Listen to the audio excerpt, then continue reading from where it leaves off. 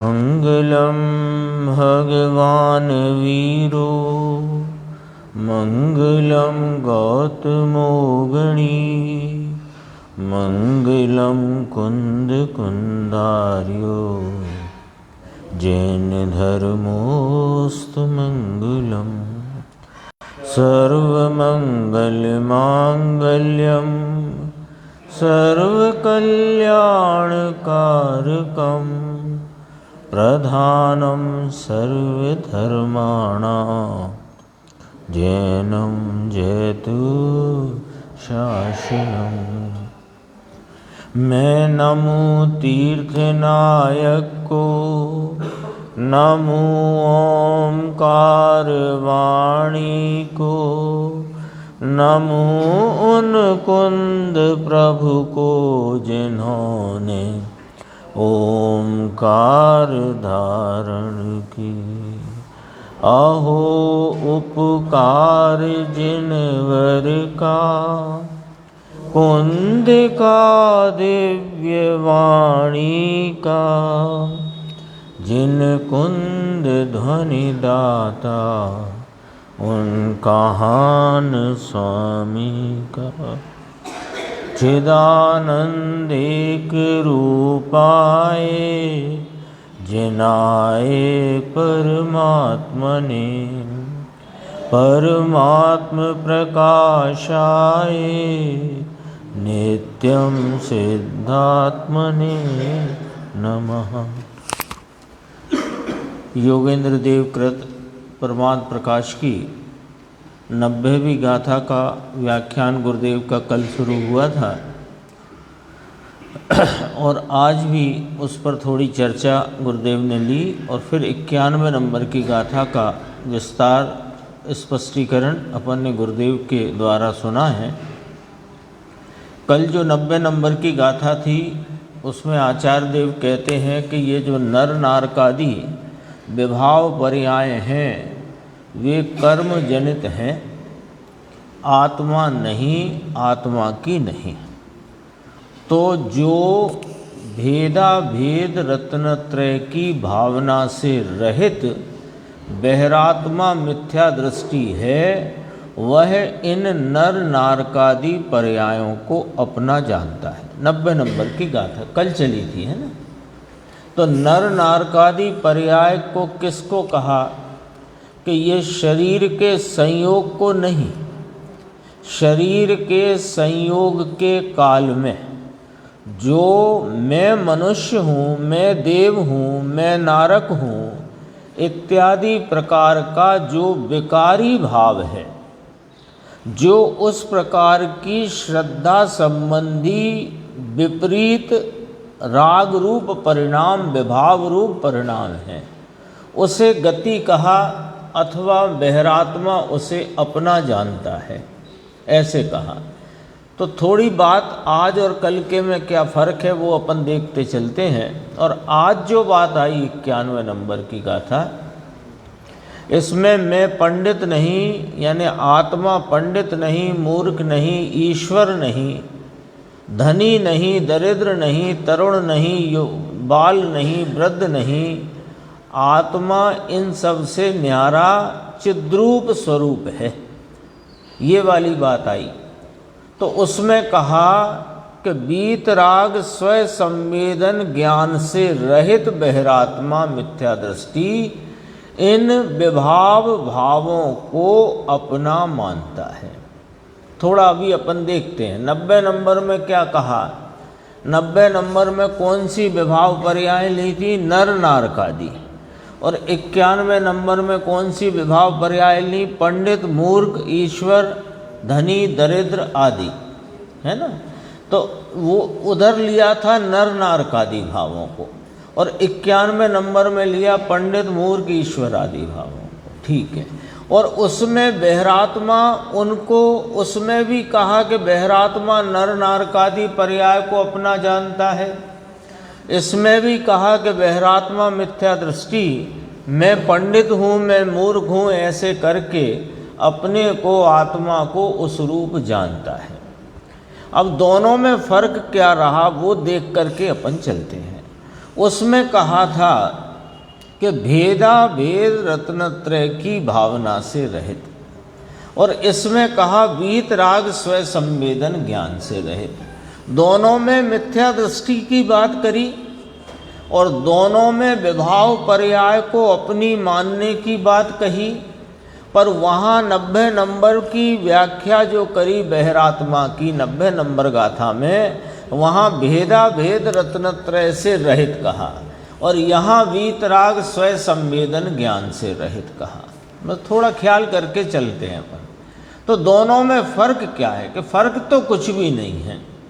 कथन में भेदा भेद रत्नत्रय की भावना कह करके इतना बताया कि जिसको इस अभेद ज्ञायक भगवान की प्रतीति, उसका संचेतन, उसमें रमणता रूप जो अभेद रत्नत्रय की परिणति प्रकट हुई है, उसको ही वह देव गुरु शास्त्र के राग रूप, शास्त्र के ज्ञान रूप और व्रतादि के व्यवहार रूप भेद रत्नत्रय निमित्त रूप से होता है।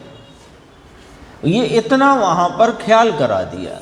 और यहाँ 91 में सीधी बात कही कि वीतराग स्वय संवेदन ज्ञान से रहित, यानी वीतराग स्वय संवेदन ज्ञान जिसको है वह सम्यक दृष्टि इन नर नारकादि पर्यायों को उसको भी यहाँ ले सकते हैं। और मैं पंडित मूर्ख आदि नहीं, ऐसा वह नहीं मानता। वह तो अपने को चिद्रूप आत्मा अनुभव करता है। तो ये भेदा भेद की बात कह करके यहाँ पर टीकाकार या आचार्य देव क्या कहना चाहते हैं वो देखते हैं अपन। ये 90 नंबर की चर्चा थोड़ी सी 138 पेज नीचे की 4 पंक्तियाँ। कल तो वैराग्य की भी बहुत व्याख्या आई थी, और जो वैराग्य के साथ में जो साधक रूप से रहने वाला व्यवहार है, वह साधक किस प्रकार कहा उसकी भी चर्चा आई थी, है ना। अभी अपन आगे बढ़ती है बात कि वैराग्य की बातें तो अन्य में भी होती हैं।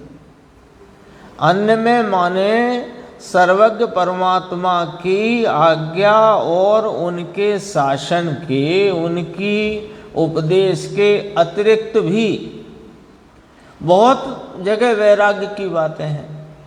तो वैराग्य की बातें तो अन्य में भी होती हैं, परंतु यह अस्तित्व की वस्तु कितनी कैसी है वो चीज़ कहीं नहीं है।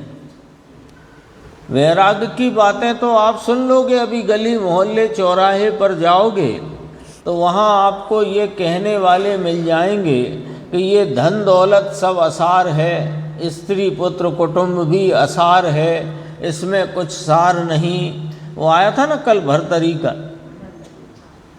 तो वो वैराग्य हो गया। रानी के संबंध में उसके व्यभिचार की व्यवस्था जो के सामने आई, वो पूरी कथा है अमरफल की। वो कभी सब नहीं सुनी है, नहीं सुनी पड़ी हो तो पढ़ लेना, कुछ उसमें खास नहीं है। मूल बात तो इतनी कहना है कि आपको बाजार चौराहे पर भी कोई भी ये बात कहते मिल जाएगा कि संसार असार है, धन दौलत असार है, कोठी बंगला असार है, स्त्री पुत्र कुटुंब आदि सब असार है, इसमें कोई सार नहीं है, बस अपने। तो फिर अब जब इसके सामने अनेक प्रकार के मत खड़े हो जाते हैं, ये तो सब कहते मिल जाएंगे कि ये सब धन दौलत स्त्री पुत्र बंगला कोठी मकान जमीन जायदाद असार है। फिर उसके सामने भैया लोगों की दया करो, लोगों का ध्यान रखो, गरीब को भोजन दो, प्यासे को पानी दो, रोगी को उपचार कराओ, ऐसी ऐसी फिर दूसरी बातों में जो कि वे भी असार हैं। लेकिन सारभूत एक तत्व अपना चैतन्य परमात्मा अनंत ज्ञानादि गुणों का धारी, यह अमूर्तिक वस्तु, इसकी अस्थि सत्ता अस्तित्व कैसा है, क्या है, ये बात जिनागम जिन शासन के अतिरिक्त कहीं नहीं है। वैराग्य की बातें बहुत मिलेंगी, लेकिन वैराग्य किसके भरोसे कि वह जो वीतराग स्वरूप अपना चैतन्य परमात्मा ज्ञानानंद नित्यानंद स्वरूप, उसकी अस्थि का क्या स्वरूप है, उसका क्या अस्तित्व है, उसका अस्तित्व कैसा है, किस प्रकार है, ये बात सर्वज्ञ के अतिरिक्त कहीं नहीं है। सर्वज्ञ ने देखा है किसको?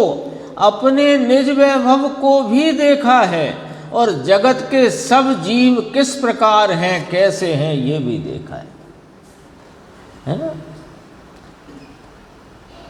जिसकी सर्वज्ञ की पर्याय एक समय की, केवल ज्ञान कितने समय का? कि एक समय का, एक एक समय करके है, भले साधी अनंत हो पर एक एक समय करके है, तो वो केवल ज्ञान की पर्याय है। वो केवल ज्ञान कार्य रूप, पर्याय रूप, परिणाम रूप व्यक्तता का भाव है। सो वो पर्याय अपरम भाव है, अपरम भाव है।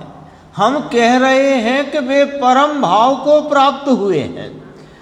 दरअसल में कहना ये है कि परम भाव की आराधना से अपनी आत्म स्वरूप की परम लाभ को प्राप्त हुए हैं। तो वो परम लाभ रूपी जो पर्याय है, वो आश्रय के हेतु से अपरम भाव है, आश्रय के योग्य नहीं, मैं पने की प्रतीति के योग्य नहीं, अहम करने लायक नहीं, ऐसी बात है। देखो, इसलिए ध्रुव स्वभाव जो परम भाव, उत्कृष्ट भाव स्वभाव भाव, उत्कृष्ट स्वभाव भाव उस परमात्मा की दृष्टि। वे परमात्मा विराजते हैं सर्वज्ञ दशा में साधी अनंत काल को, जिनके अनंत चतुष्टय नाम, अनंत ज्ञान, अनंत दर्शन, अनंत वीर्य, अनंत सुख जिनकी परिणति में प्रकट है, ऐसे वे परमात्मा की पर्याय आश्रयभूत नहीं। आश्रयभूत तो यह परमात्मा है। वे परमात्मा इस परमात्मा को दिखाते हैं। वे परमात्मा अपनी परमात्म दशा के द्वारा ये बताते हैं कि जो मेरी दशा में प्रकट है, वैसा तेरा स्वरूप सदा प्रकट है। हम तो तुम्हें पर्याय की प्रकटता दिखाते हैं, तो हमें पर्याय की प्रकटता से अपना वैभव नहीं दिखाना है, हमें अपनी पर्याय की प्रकटता से तेरा त्रिकाल वैभव ऐसा है, ये बताना है। ये वाली बात है। देखो, गजब की बातें हैं ये। तो एक बार इस चैतन्य तत्व की, इस चैतन्य तत्व की, मुझ चैतन्य तत्व की महिमा ऐसी चढ़ जानी चाहिए कि इसके आगे कोई की महिमा रूप ही ना लगे। जगत में है भी नहीं कुछ महिमा के लायक। जब तक इसको छोड़कर अन्य की महिमा किंचित भी, अंश मात्र भी अधिक रही, तो ये चैतन्य परमात्मा ऐसा समझो, ऐसे मिजाज वाला है कि ये पर्याय में दर्शन देता नहीं। ऐसा है ये ध्रुव स्वभाव जो परम भाव, उत्कृष्ट भाव स्वभाव भाव। अरे उत्कृष्ट क्या, सर्वोत्कृष्ट भाव कहाँ है कि मैं ही तो हूं, मैं ही हूं। तो वे कौन है कि वे तो ये बता रहे हैं कि तुम परमोत्कृष्ट सर्वोत्कृष्ट भाव हो।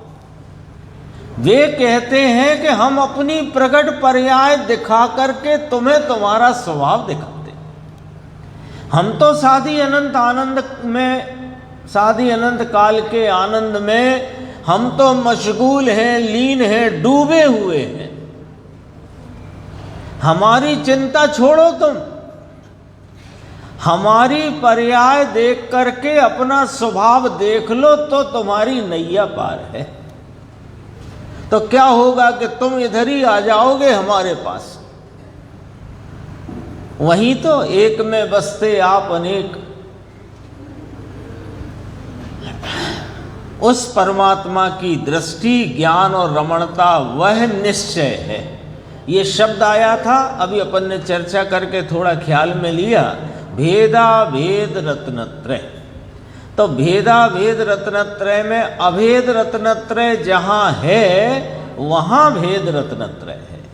भेद रत्नत्रय से अभेद नहीं, अभेद रत्नत्रय जिसको प्रगटा इस अभेद की दृष्टि, संचेतन, लीनता से, उसको जितना अभी विकल्पात्मक राग शेष है उसका नाम भेद रत्नत्रय है।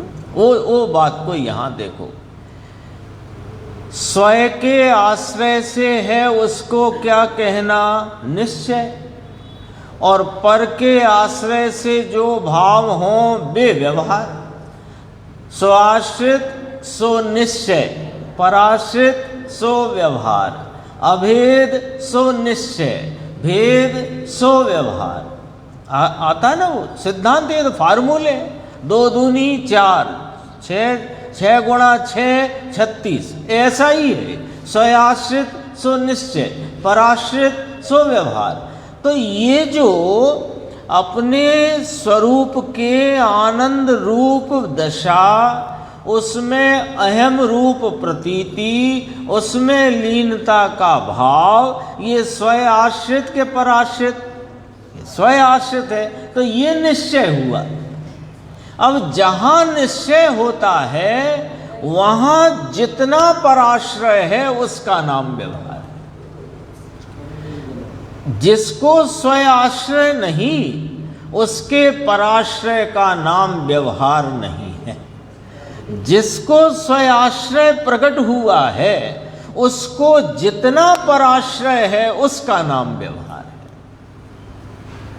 आया ना ख्याल में? ये भेदाभेद रत्नत्रय की परिभाषा चल रही है, क्योंकि ये शब्द बहुत आता है। जयसेन स्वामी की टीका में, ब्रह्मदेव सूरी की टीका में ये शब्द आपको बहुतायत से मिलेगा। भेदाभेद रत्नत्रय, भेदाभेद रत्नत्रय। समझो तो सही, भेदाभेद रत्नत्रय का अर्थ क्या है ना? दोनों चाहिए कि दोनों चाहिए नहीं होते हैं, चाहिए तो अभेद रत्नत्रय। लगता ना लोगों को ऐसा, देखो साहब बात तो ठीक है आपकी कि आत्मा के आलम्बन बिना धर्म की प्राप्ति नहीं होती, ये बात तो हम ठीक से समझ गए। लेकिन आप ये भी तो हमारी बात सुनो कि दोनों चाहिए कि नहीं, साधक के दोनों होते हैं कि नहीं। तो हमने कहा होते का इनकार किसने किया? चाहिए का इनकार है। दो नहीं चाहिए, चाहिए एक, होते हैं दो। चाहिए एक, एक अभेद रत्नत्रय, अभेद स्वरूप के आलम्बन से प्रगटने वाली स्वयाश्रित दशा, स्वयाश्रित भाव, वह पर्याय में चाहिए और आश्रय स्वयं का चाहिए। तो जो पराश्रित रागादि भाव हैं वे नहीं चाहिए कि बिल्कुल नहीं चाहिए, पर होते हैं। और वे कब तक होते हैं? कि जब तक स्वयाश्रय पूर्ण नहीं हो जाता तब तक होते हैं। जब है ना भेद ज्ञान कब तक भाना? कि जब तक ज्ञान ज्ञान में प्रतिष्ठित नहीं हो जाए तब तक भाना। आती बात सब तरफ से पढ़ोगे, सुनोगे, समझोगे तो एक ही बात खड़ी होगी, दूसरी खड़ी नहीं होगी। कोई कहेगा कि चरणान योग में से तो ऐसा सम्यक दर्शन प्रकट होता है, और करणान योग में से ऐसा होता है, और प्रथमान योग में यों है, और द्रव्यान योग का ऐसा है। नहीं भाई, सम्यक दर्शन एक प्रकार का होता है, उसकी चरणान योग में व्याख्या अलग प्रकार है। चरणान योग की व्याख्या में सम्यक दर्शन को अविरत भाव कहा, पहले होने वाले को, चौथे गुण स्थान वाले। कर्णान योग में मोहिनी का उपसम 6 उपसम कहा, दर्शन मोहिनी का, और द्रव्यान योग में स्वात्म अनुभूति को सम्यक दर्शन कहा, और प्रथमान योग में जिन्हें हुआ उनकी कथाएं कही। तो सम्यक दर्शन 4 प्रकार का नहीं, वो एक ही प्रकार का है। कहने की शैली अलग अलग है। चरणान योग में उसके विरत अविरत की तरफ से कथन है। कर्णान योग भी गुण स्थान का वर्णन करते हुए वहाँ पर कर्मों का निमित्त का क्या हुआ उधर से कथन करता है, और द्रव्यान योग द्रव्य स्वभाव की तरफ से कथन करता है, और प्रथमान योग में जिनको हुआ उनका कथन करता है। ये ध्यान रखना चाहिए। ऐसे ही सम्यक दर्शन की एक व्याख्या, और अब वो विषय आ गया तो कह लेते हैं। निसर्गज अधिगमज, ऐसे भी भेद आए।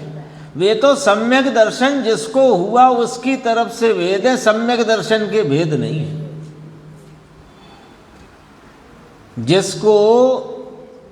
जिसके सम्यक दर्शन होने में निमित्त उपदेश हुआ, तत्काल उपदेश निमित्त हुआ, तो अधिगमज कहते हैं। पहले का उपदेश स्मृति में आकर स्वतः हो गया तो निसर्गज कहते हैं। लेकिन हुआ क्या है, पॉइंट ये नोट किया जाए कि हुआ क्या है। उपदेश से हुआ है कि स्मृति से हुआ है, ये बात तो कहने कहलाने की है। हुआ क्या है? हुआ तो अपने स्वरूप का आलम्बन, अतीन्द्रिय आनंद का वेदन, और उस वेदन में आत्मपने की प्रतीति, ये हुआ है। इसका नाम सम्यक दर्शन है। देखो कितनी बात कही। स्वयं के आश्रय से है उसको निश्चय कहा, और पर के आश्रय से कभी सम्यक दर्शन होता नहीं, वहाँ रागादि होते हैं। ये व्यवस्था है। पराश्रय भाव जब भी जिसको भी होए, मुनिराज को भी होएगा तो रागादि ही होंगे, पराश्रित भाव। और स्वयाश्रित भाव जिसको होगा, वो चाहे पशु हो, मेंढक हो, उसको सम्यक दर्शन ही होगा। नरक में हो, 7वें नरक में हो, अथवा मेंढक हो, गिलहरी हो, कोई त्रियंच की अवस्था हो, उसको स्वयं आश्रय जिस समय होगा उस समय सम्यक दर्शन ही होगा, अथवा स्वरूप साधना होगी यदि पहले से ही सम्यक दृष्टि है तो। लेकिन मुनिराज को भी जितना पराश्रय है वहां राग ही होगा, वीतरागता नहीं होती है। व्यवस्था है, नियम है ऐसा। देखो अभी तो ये साथ में लिया। 90 नंबर की टीका करते हुए ब्रह्मदेव सूरी भगवान ने बहरात्मा की व्याख्या में कहा, भेदा भेद रत्नत्रय से रहित, भेदा भेद स्वरूप रत्नत्रय की भावना से रहित। ये लिया 90 नंबर की गाथा। तो निमित्त रूप से है भेदा भेद स्वरूप रत्नत्रय की भावना से रहित हुआ। दोनों की भावना कही यहां पर, व्यवहार रत्नत्रय, निश्चय रत्नत्रय। व्यवहार रत्नत्रय किसको कहा? निमित्त को। सामने निमित्त है, होता है ना, होता है। 5वें में 6वें में निश्चय है, वहां व्यवहार रत्नत्रय आता है।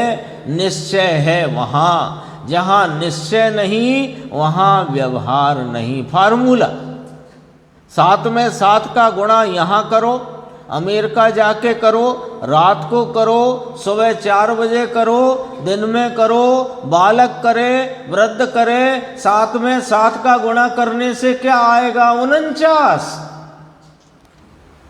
ऐसे ही जहां निश्चय नहीं वहां व्यवहार नहीं। ये 7 और 7 के गुणा करने जैसा फार्मूला है, पक्का। 2 फार्मूला आ गए आज याद रखने के लिए। स्वयाश्रय में राग नहीं होता और पराश्रय में आत्म अनुभव नहीं होता। और जहाँ निश्चय नहीं होता वहाँ व्यवहार नहीं होता। सिद्धांत आ गया ये। देखो इसमें थोड़ा ध्यान देना, 5वें और 6वें में लिया भेदा भेद रत रत, चौथे में न लिया। तो है नहीं क्या कि है तो सही, पर व्रतादि की अपेक्षा लो तो 5वां और 6वां कहने में आएगा। भेदा भेद रत्नत्रय की बात व्रतादि की मुख्यता से 5वें 6वें में कहने में आएगी, और चौथे में व्रतादि होते ही नहीं। चौथे में यदि कोई भेद रत्नत्रय की बात कही जाएगी, रखी जाएगी, तो जिनेन्द्र परमात्मा, जिनवाणी और वीतरागी गुरुओं के प्रति श्रद्धा भक्ति बहुमान का भाव, जिनेन्द्र जिन धर्म की प्रभावना का भाव, वो उसके भेद रत्नत्रय में आएगा। व्रत है नहीं ना, तो व्रत की अपेक्षा 5वां 6वां लेना। और समस्त राग को समूचा गिनाए, प्रशस्त राग को, समस्त प्रशस्त राग को एक साथ गिनो तो चौथा भी भेदा भेद रत्नत्रय, 5वां भी भेदा भेद रत्नत्रय और 6वां भी भेदा भेद। ये थी 90 नंबर की चर्चा। ये इसलिए ली कि अब अपन थोड़ी 91 में जो बात आने वाली है उसको देखेंगे। गाथा 91 दोहा है, अप्पा पंडउ मुखुणवी णवीश्वरुण वीणीषु तरुणौ बूढ़हु बालुणवी अणुबिकम विशेषु। आत्मा मूर्ख नहीं पंडित नहीं, नहीं समर्थ या दीन नहीं, बालक वृद्ध तरुण ये सब हैं, भिन्न कर्म के भेद सभी। आगे फिर आत्मा का स्वरूप कहते हैं कि चिद्रूप आत्मा। लो, सूत्रकर्ता आचार्य कहते हैं आत्मा, और टीकाकार आचार्य कहते हैं चिद्रूप आत्मा। क्यों?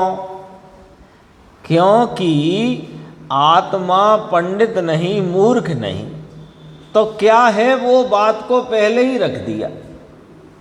जब 4-6 बोल नास्ति के कहना है सूत्र में, तो अस्थि क्या है उस बात को टीकाकार मुनिराज आचार्य वे पहले ही कहते हैं। देखो, चिद्रूप आत्मा, विद्यावान नाम पंडित लिखा ना, पंडित नाम विद्यावान, मूर्ख नहीं है, धनवान, सब बातों में समर्थ भी नहीं है। धनवान भी नहीं है। धनवान का अर्थ यहाँ लिया सब बातों में समर्थ, ईश्वर। ईश्वर लिया ना, तो ईश्वर किसे कहा? जो सब में समर्थ हो, ऐसे, तो उसको धनवान कह करके यहाँ संबोधित किया। दरिद्री भी नहीं है, और जवान, बूढ़ा और बालक भी नहीं है। ये सब पर्याय लो, है ना। ये कितनी संज्ञाएं पढ़ी अपन ने? पंडित, मूर्ख, ईश्वर, दरिद्री, तरुण, वृद्ध, बालक, इतनी संज्ञाएं आई। ये संज्ञाएं किसकी हैं? कि पर्यायों की हैं। इस प्रकार की कोई वस्तु जगत में सर्वज्ञ ने नहीं कही कि ये तरुण वस्तु है, ये वृद्ध वस्तु है। ऐसा कोई गुण भी नहीं कहा कि ये तरुण गुण है, ये दरिद्री गुण है, ये पंडित गुण है। तो क्या है ये? कि ये पर्याय हैं। एक याद रखना है ना, थोड़ा याद रखना पड़ता है। ये पर्याय हैं। और कैसी पर्याय हैं? कि विभाव रूप पर्याय हैं। टीका में आ जाएगी बात। विभाव रूप पर्याय, पर्याय है, विभाव रूप पर्याय है, स्वभाव से उत्पन्न होती नहीं, और कर्म के निमित्त से होने वाले विभाव भाव हैं। तो यहाँ कहा कि वे पर्यायें, ये सब पर्यायें आत्मा से जुदा कर्म के विशेष हैं, कर्म के निमित्त से। पंडित हुआ तो पंडित माने ज्ञान के क्षयोपशम की विशेष उघाड़ रूप दशा, ठीक है ना। तो विशेष उघाड़ रूप दशा वो विभाव पर्याय है और स्वभाव से नहीं होती, यूं कहा। उसमें कर्म का निमित्त पड़ता है, तो कर्म के विशेष कहने में आया। ल्यो साहब, क्षयोपशम ज्ञान का जो भाव है, वो क्षयोपशम का जो उघाड़ है, वो क्या स्वभाव से नहीं है? कि सुनो, ज्ञान तो स्वभाव से है, पर उसमें जो विकास की कमी है, उसमें कर्म का निमित्त है, उसमें स्वभाव का कोई कार्यक्रम नहीं है। पकड़ना पॉइंट, ये गंभीर है, ये गंभीर है। इसीलिए यहाँ लिखा है क्षयोपशम ज्ञान से भी हमें कोई काम नहीं। यहाँ खिड़की के ऊपर लिखा है। ये इसमें पकड़ना बात को, बहुत गजब की बात है ये। क्षयोपशम ज्ञान, तो क्षयोपशम ज्ञान माने ज्ञान की अल्प विकास रूप दशा, ठीक है। तो ज्ञान तो स्वभाव से उपजता है कि हाँ, वो ज्ञान का विशेष कह करके देखो, ज्ञान का विशेष विचार में लो, ये ज्ञान की ही सामर्थ्य का परिणाम है, ऐसे करके लो, तो वो स्वभाव की व्यक्तता है। और ये अभी अल्प विकास है, तो विकास की अल्पता वो स्वभाव का भाव नहीं, अपितु कर्म के निमित्त से हुआ उस समय की योग्यता का परिणाम। तो क्षयोपशम ज्ञान वो कर्म का विशेष है, और ज्ञान का परिणमन वो ज्ञान सामर्थ्य का विशेष है। लो, एक ही पर्याय को दो प्रकार से देखने पर दो बातें खड़ी हो गई। परिणाम तो एक ही है।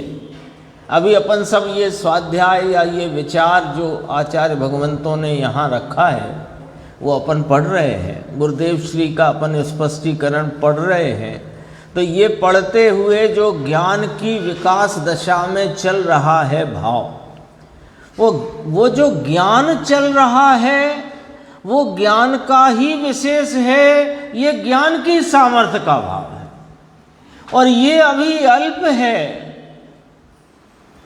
ये अल्पता देखना, तो सामर्थ्य तो अल्प है नहीं, तो अल्पता देखना ये कर्म के क्षयोपशम का भाव होने से कर्म का विशेष है, उसके निमित्त से। बहुत गंभीर है, जरा जरा सी बातें हैं, लेकिन ख्याल में रखो तो ये अपने निर्णय के लिए बहुत काम की चीज़ें हैं। देखो, अर्थात कर्म से उत्पन्न हुए विभाव पर्याय हैं। लो, पंडिताई विभाव पर्याय है। कौन सी पंडिताई निर्देश भाई? 11 अंग 9 पूर्व का पाठी काय में डाल दें? विभाव पर्याय में।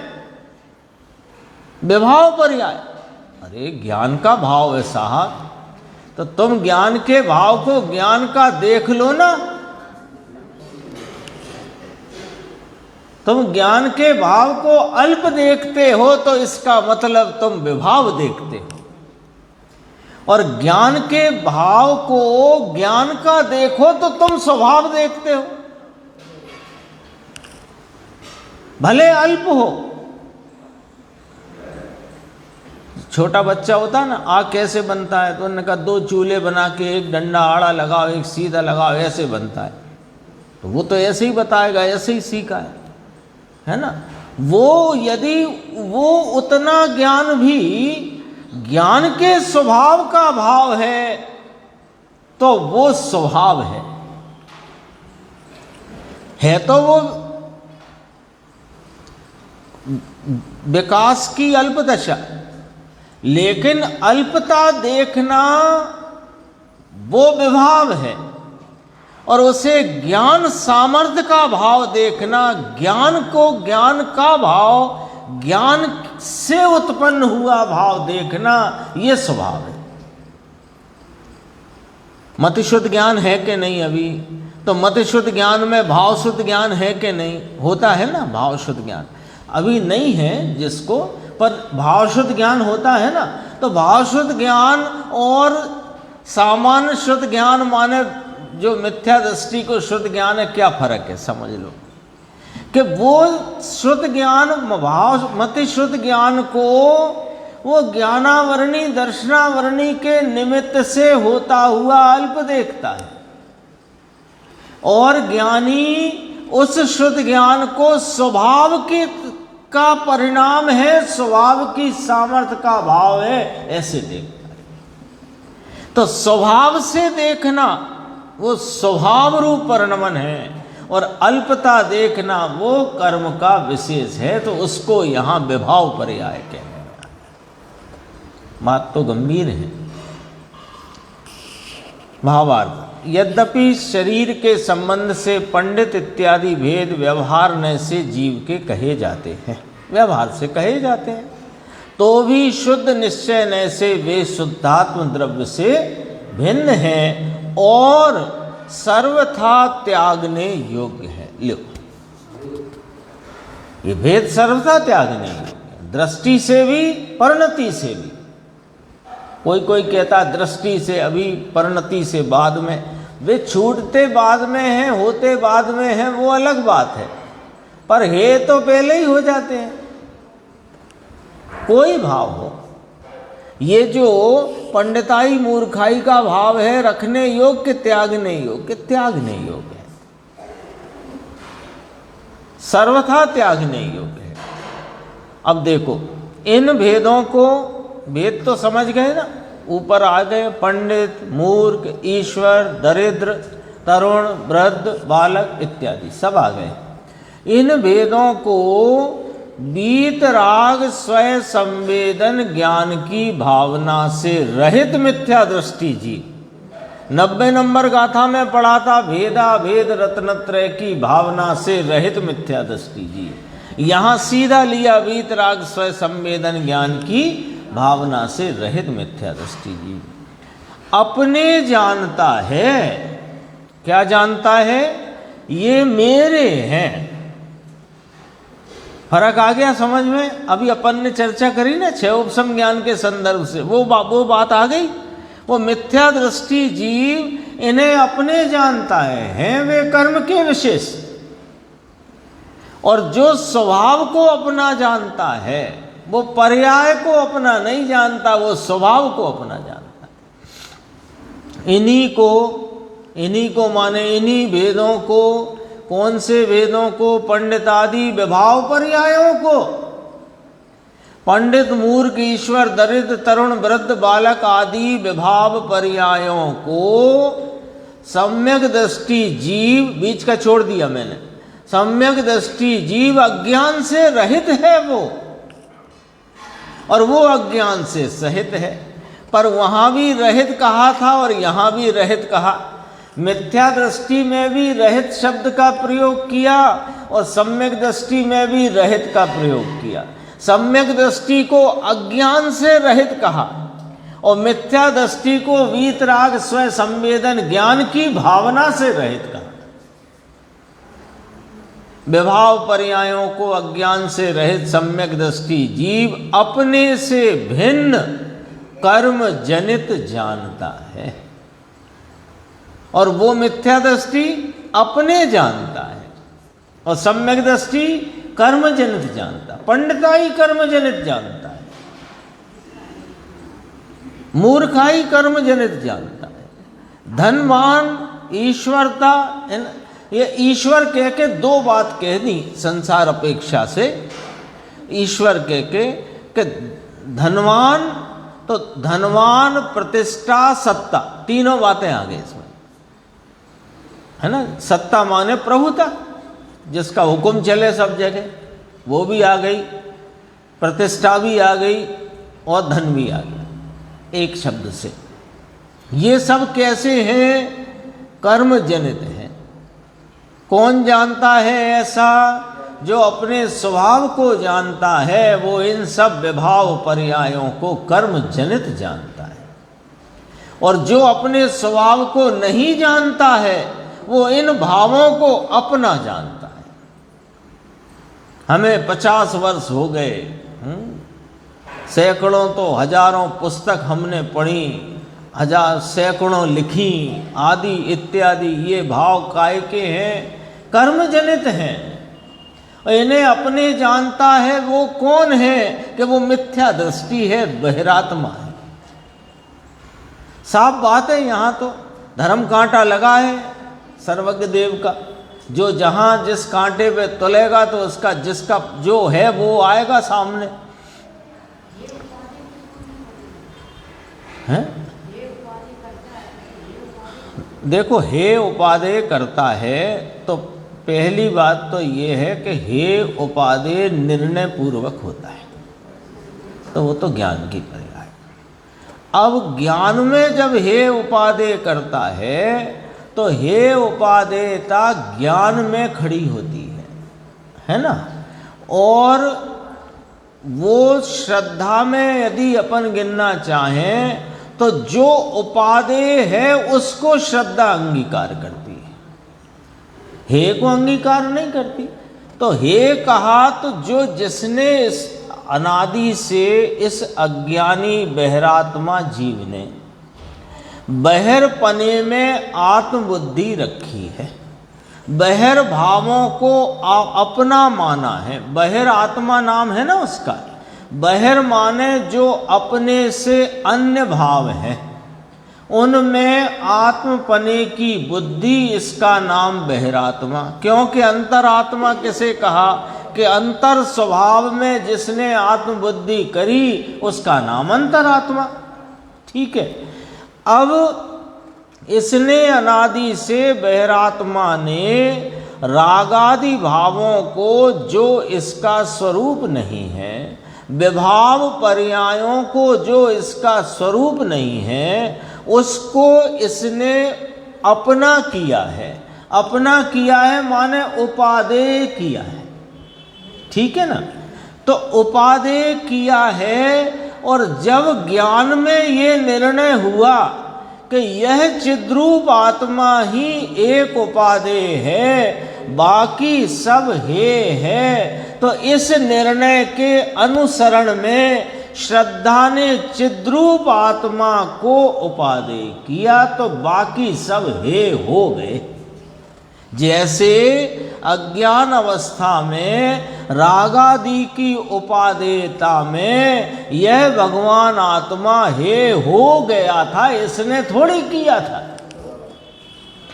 किया थोड़ी था, हो गया था, हो रहा था। अब इसने जब सम्यक यथार्थ निर्णय करके एक चिद्रूप स्वरूप सामान्य अभेद अखंड तत्व ही उपादेय है, बाकी सब हे है, इतना कहाँ निर्णय किया? ज्ञान में निर्णय किया। तो ज्ञान में निर्णय किया तो ज्ञान ने उस निर्णय का अनुसरण किया। श्रद्धा की बात बाद में आएगी। अभी ज्ञान में, विकल्पात्मक ज्ञान में निर्णय किया कि एक चिद्रूप अखंड अभेद सामान्य ध्रुव ज्ञायक तत्व वह ही उपादेय है, अन्य सब हे है। ये निर्णय करने के उपरांत उपयोग स्वतः ही जो उपादेय है उसके अनुसरण में प्रवृत्त हो गया। तो उसने अपने इस अखंड अभेद आत्म तत्व को विषय किया। तो जब अखंड आत्म तत्व विषय हुआ तो उस आत्मा की सामर्थ्य का निर्मल पवित्र भाव परिणवन में आया, उपयोग में, वेदन में आया। वहाँ अतीन्द्रिय आनंद की मुख्य रूप वेदन को कहा तो वहाँ श्रद्धा ने उसे उपादेय कर लिया, माने उसमें आत्मपना कर लिया। हाँ, अब उपादेय किया तो सब हे हो गया, करा नहीं, बताओ फिर लिस्ट बनाई हे की उसने, हो गया। अब कोई कहे कि हे उपादेय चारित्र की पर्याय में डालो, तो कहीं नहीं डाल रहे हम। क्यों नहीं डाल रहे? कि चारित्र में अभी जब तक कमजोरी है तब तक वे रागादि भाव उत्पन्न होते हैं भूमिका प्रमाण में, होते हैं कि नहीं होते। और जितनी चारित्र की स्थिरता उसने कमा ली है उतना स्वरूप का आलंबन बरतता है, वीतरागता बरतती है। तो वहां पर दो भाव चल रहे हैं एक साथ, जो हे हैं वे भी चल रहे हैं और जो उपादेय है वो भी चल रहा है। और श्रद्धा ने अकेले एक को उपादेय किया है, बाकी सब हे हो गए हैं। और ज्ञान हे को भी जान रहा है और उपादेय को भी जान रहा है। पूरा ही नक्शा ऐसे बनेगा। हे उपादेय पर्याय किसकी? पर्याय तो किसी की नहीं, दरअसल तो हे उपादेय निर्णय की बात है।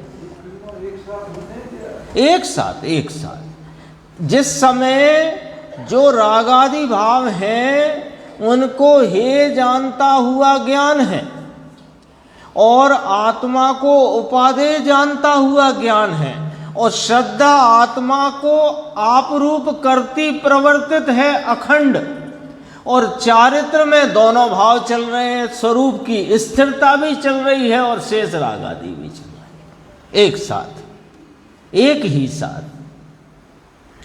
हे उपादेय तो निर्णय की वस्तु है, किसी की पर्याय नहीं है। पर्याय तो वो जीव की है ही नहीं।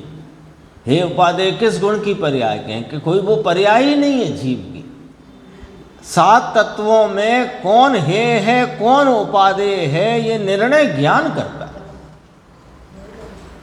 और निर्णीत ज्ञान का जब उपयोग आलम्बन लेता है निर्णीत उपादेय का, तो वो श्रद्धा उसको आपरूप करती प्रवर्तती है और चारित्र में स्थिरता का जन्म होकर स्थिरता वृद्धिंगत होती है, वीतरागता बढ़ती है और आनंद बढ़ता है। गुरुदेव का देखते हैं थोड़ा, देखो 141 पे कहते हैं आत्मा चिद्रूप आत्मा। भगवान तो चिद्रूप है, विद्वान नहीं है भगवान। मैं विद्वान नहीं, आप विद्वान नहीं, जगत का कोई जीव विद्वान नहीं, वह तो चिद्रूप आत्मा है। वह पंडित नहीं, बाहर की विद्या क्षयोपशम वह आत्मा नहीं है। पंडियों नहीं ऐसा कहते हैं। अरे अब पंडित कहते भी हैं तो कैसे कहते हैं कि सम्यक दर्शन आत्मा का भान हो वह पंडित है। भले थोड़ा समझे, दूसरे को समझाना भी ना आता हो, उससे कोई सम्यक दर्शन का लेना देना नहीं ना। तस्मास भिन्नम, वो तो शिव भूति मुनिराज की बात आती है। भगवान परमानंद के नाथ का जिसे अनुभव है वह पंडित है, एक ही पंडित है। आता है ना वो मरण के वेदों में पंडित मरण आता है। पंडित मरण किसको? जिसको आत्मा का अनुभव है उसको पंडित मरण।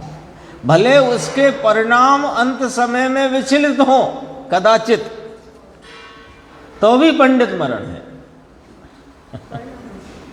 परिणाम विचलित हो,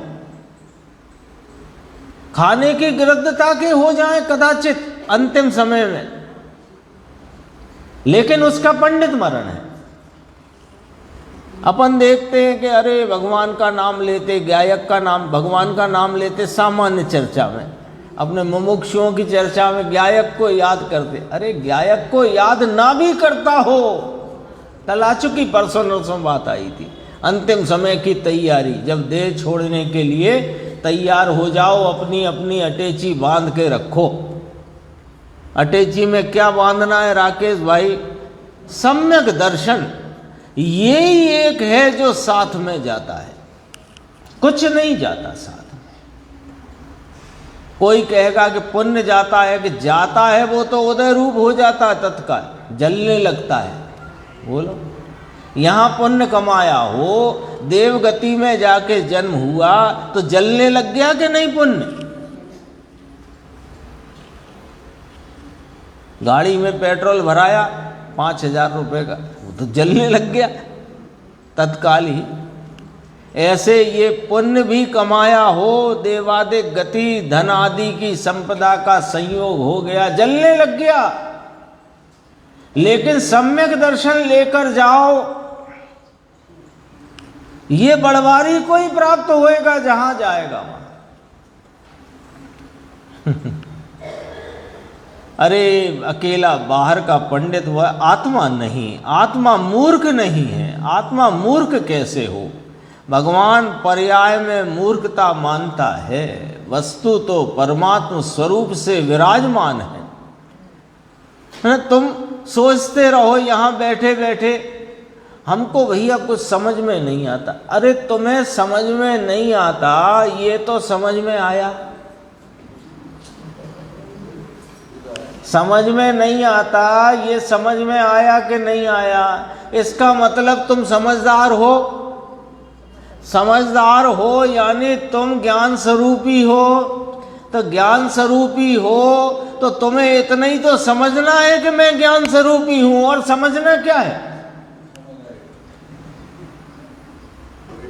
समझ में नहीं आता, इतना समझना भी समझदारी बताने वाला नाम ज्ञान स्वरूप हो। इस बेंच ने हमसे आज तक नहीं कहा कि मेरी समझ में नहीं आता। इतने दिन से रखी है यहाँ से, 5, 6, 8 साल हो गए, इसने कभी नहीं कहा कि मुझे समझ में नहीं आता। और बेंच पर बैठे व्यक्ति, मतलब बेंच के साथ बैठे व्यक्ति कहे कि मुझे समझ में नहीं आता, तो हमें समझ में नहीं आता, ये समझ में आ गया कि नहीं तुम्हें? देखो, वस्तु तो परमात्म स्वरूप से विराजमान है। निगोद के जीव को अक्षर के अनंतवें भाग का विकास खुला है, उसके भी ज्ञान का परिणमन चालू है। पर्याय में अक्षर के अनंतवें भाग ज्ञान खुला है, परंतु वस्तु तो वहां भी सर्वज्ञत्व शक्ति स्वरूप विद्यमान है। बोलो चंद्रेश भाई, बोलो, है ना? अंगुल के असंख्यातवें भाग में असंख्य शरीर और एक एक शरीर के आश्रित अनंत जीव, और प्रत्येक जीव की वर्तमान ज्ञान का विकास अक्षर के अनंतवें भाग, और सब जीव सर्वज्ञ स्वरूप, सर्वज्ञत्व शक्ति से त्रिकाल विद्यमान। बोलो, ये गुरुदेव ने लिया था, जरा मैं इतना ही पढ़ूंगा। कहाँ जन्मे कहाँ बिछड़े, कहाँ लड़े गो लाड़, ना जाने के रुख तले जाई पड़ेंगे हाल। ये क्या कहना चाहते हैं? वहाँ की कहावत के या गीत का अंश है कि ये जीव कहाँ से आकर के कहाँ जन्मा, और बिछड़ कर के कहाँ जाएगा, और यहाँ आकर कहाँ पला बड़ा, और कहाँ इसका देह का वियोग होएगा, पता नहीं रहता है। ना जाने के रुख तले जाई पड़ेंगे हाल। वो उनके संप्रदाय में गुरु थे हीराजी महाराज, मिथ्या दृष्टि, अज्ञानी पर भद्रिक पुरुष, यही कहते हैं गुरुदेव, हमेशा यही कहते हैं। वे जाते थे खैराली और कांप के बीच में, तो 5 कोस की यात्रा थी। 1 कोस चले, चलते चलते हार्ट फेल हो गया, है ना? कहाँ कहाँ जाकर के ये जीव देह त्यागेगा पता नहीं है। कहाँ जन्मा है, कहाँ से आकर जन्मा है, कहाँ मरेगा, मरकर कहाँ जाएगा। जीवन के जो 80, 90, 70, 50 जो जितने वर्ष जिसका जीवन हो इस मनुष्य पर्याय में, कहाँ रहेगा, कैसे रहेगा, कुछ नहीं पता। लेकिन एक चीज सबको पता होनी चाहिए कि मैं परमात्म स्वरूप सर्वज्ञत्व स्वरूप शक्ति का पुंज हूं। ये बात नहीं बदल सकती। जन्मने का स्थान बदल सकता है, मरने का स्थान अन्य हो, जन्मने का स्थान अन्य हो, पालन पोषण का स्थान अन्य हो, अन्य स्थान से आया हो, अन्य स्थान को जाएगा, लेकिन अपना परमात्म स्वरूप वो कभी बदलेगा नहीं। परमात्म स्वरूप है, था, रहेगा। ये इतना कहना था गुरुदेव को। थोड़ा सा लेते हैं, ये पूरा हो जाएगा। संक्षेप में ले लेते हैं। भावार्थ है, यद्यपि शरीर के संबंध से पंडित आदि, शरीर के संबंध से पंडित मूर्ख आदि कहा, भगवान तो उनसे पार है, भिन्न है। ये सब भेद व्यवहार नए से जीव के कहे जाते हैं। बस 2 लाइन इसमें देखना। दोनों नए विरोधी हैं। कौन कौन से नए? निश्चय नए, व्यवहार नए। स्वाश्रित सो निश्चय, पराश्रित सो व्यवहार। ये दोनों विरोधी हैं। व्यवहार कहता है और निश्चय कहता है नहीं। ये क्या कहा कि जिसे व्यवहार कहता है कि ये है, उसे निश्चय कहता है कि ये है नहीं। और जो व्यवहार कहता है वो निश्चय कहता है नहीं, और जो निश्चय कहता है उसको व्यवहार अन्य प्रकार से मिलाकर कहता है। विरोध है। नए है कि नहीं? ये यहां था। अब 2 नए का विषय विरोध रूप, और 2 नए को आदरणीय मानना, जिनके विषय विरोध रूप है। कैसे विरोध? एक कहे कि है और एक कहे कि ये है नहीं। जीव मनुष्य जीव, नारक जीव, देव जीव, त्रियंच जीव। एक नए कहे कि जीव कितने, जीव के प्रकार कितने, चलो और सरल करते हैं, संसारी और सिद्ध, ये जीव के प्रकार। निश्चय कहे कि ये 2 प्रकार होते ही नहीं जीव के, जीव एक ही प्रकार। तो एक कहे है और एक कहे है नहीं, दोनों में विरोध है। अब दोनों को आदरणीय कैसे करोगे ये बताओ। नए है तो क्या है? एक जानने के लिए है, एक आदरने के लिए है? शुद्ध निश्चय ने कर शुद्धात्म द्रव्य से भिन्न है, और कहा सर्व प्रकारेण हे हैं, सर्वथा त्यागने योग्य हैं। पढ़ चुके हैं अपन टीका में। देखो, इन भेदों को वीतराग स्वय संवेदन ज्ञान की भावना से रहित। पहले में भेदा भेद रत्नत्रय डाला था, अपन ने ख्याल में ले ली वो बात। इसमें वीतराग स्वय संवेदन एक लिया। वीतराग स्वय संवेदन ज्ञान, जिसमें राग और व्यवहार के विकल्प की अपेक्षा नहीं। ऐसा वीतरागी स्वय संवेदन, स्वय माने अपना, सम माने प्रत्यक्ष, वेदन ज्ञान का वेदन, प्रत्यक्ष ज्ञान का वेदन। सम्यक ज्ञान में स्वय संवेदन ज्ञान, उसकी भावना से रहित कौन है? मिथ्या दृष्टि बहिरात्मा। वह इन विभाव पर्यायों को अपना जानता है। नीचे, एकदम नीचे देखो, पंडित तो अंदर सम्यक दर्शन ज्ञान हुए। ज्ञानी कैसा जानता है? कि इन विभाव पर्यायों को अपना नहीं जानता। तो पंडित कहा, तो पंडित किसे कहना? मुकेश जी, किसको कहना पंडित? कि अंदर सम्यक दर्शन ज्ञान हुए, जो ज्ञान स्वर्ग में भी साथ आए और फिर मनुष्य में भी साथ में रहकर केवल ज्ञान प्राप्त करके मोक्ष जाए, उस ज्ञान को ज्ञान कहा जाता है। उस जीव को पंडित कहने में आया है। दूसरी पंडिताई को ज्ञान नहीं कहा जाता। ज्ञानी तो उसे कर्म जनित जानता है। यहाँ तक अपनी चर्चा आई, शेष चर्चा आगे की।